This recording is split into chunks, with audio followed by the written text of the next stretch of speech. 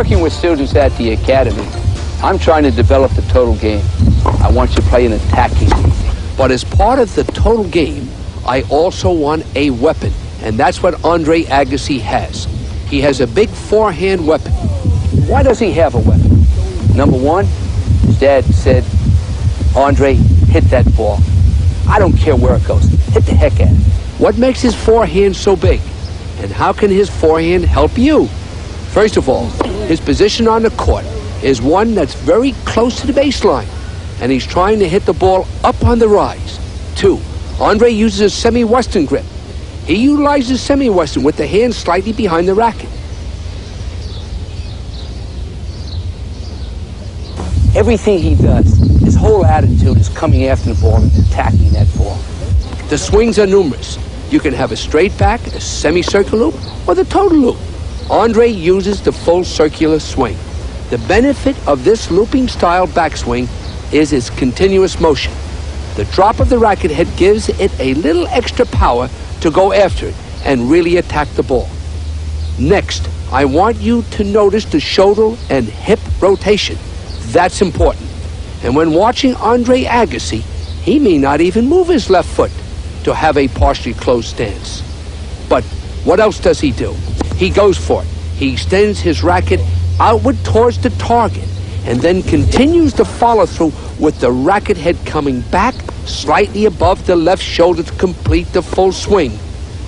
This weight transfer and his controlled balance starts the recovery in preparation to make position for the next ball without losing any time.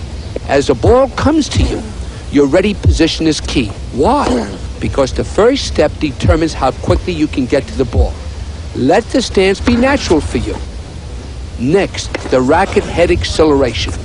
Look at the racket head speed up. And this does not mean snapping your wrist. It means the racket head getting to the ball, going through the ball with lots of confidence. Speeding up on contact is the key. Hips and shoulders again are turned. The contact point, for the most part, should be out in front of you. But if the ball gets behind you, don't panic. Don't use excessive body motion or wrist snapping. Instead, let that racket head accelerate and make contact with confidence. Wait just a second and let that racket head do the speaking for you and speak up at the last second. The last thing I want to bring up is watching the ball. I think you should watch the ball from the time it leaves your racket, not watching the ball just when it leaves your opponent's racket.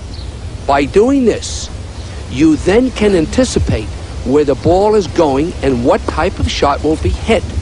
And that will enable you to get the quick step to move forward into position to attack the next ball.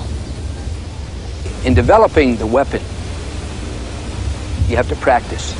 You have to practice to be able to hit that inside-out forehand, hit the short angles, and hit the high rollers. We're going to set up targets, and we're going to make you do it till you say you can't do it. But I'm going to make you practice more. Hit thousands of those balls, and soon you're going to say, I've got it. People look at this shot, and they don't think it's an offensive one. But you'd be surprised how attacking this shot really is. It pushes your opponent way behind the baseline, which sets up a number of options you'll have after he returns it short. But again, the most important thing is consistency and depth. What I like to do here is set the tone for a match by dictating the point, especially with my forehand shot. And you'll see the depth on the first one, which sets up the short one, then I take advantage out of it and see my shot and go for it. The worst thing a player can do is be tentative when he gets his opportunity. And right when I get this short ball, I see it, with no hesitation, I go for the open court.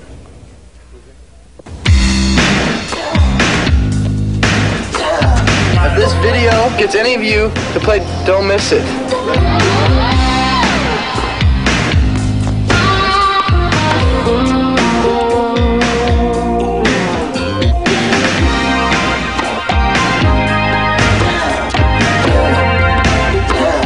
I think the important thing for a tennis professional is to have absolutely no weaknesses and one strength.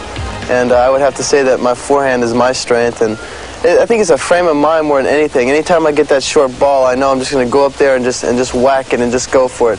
If I miss it, I'm just coming back the next time to do it harder. And I think the important thing is even if you do miss it, I think it really scares your opponent and intimidates them and allows you to even get more confidence on your game.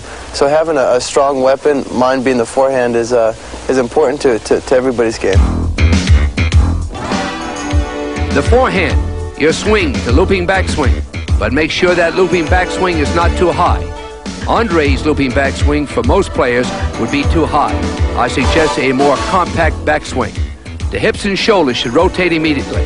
And as you rotate those hips and shoulders, the racket head is going back in position. Contact point. Try and meet the ball out in front of you. Accelerate that racket head. The recovery. The full follow-through is very important. But at the same time that you are following through, the recovery should be in motion.